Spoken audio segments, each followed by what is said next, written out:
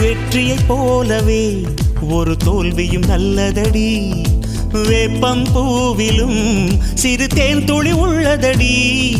குற்றம் சொல்லாமல் ஒரு சுற்றம் இல்லையடி.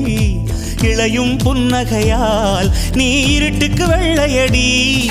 தவறுகள் பண்ணி பண்ணி திருந்திய பிறகுதான் நாகரிகம் பிறந்ததடி.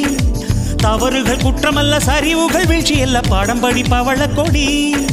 உள்ளம் என்பது கவலைகள் நிரப்பும் குப்பை தொட்டி இல்லை.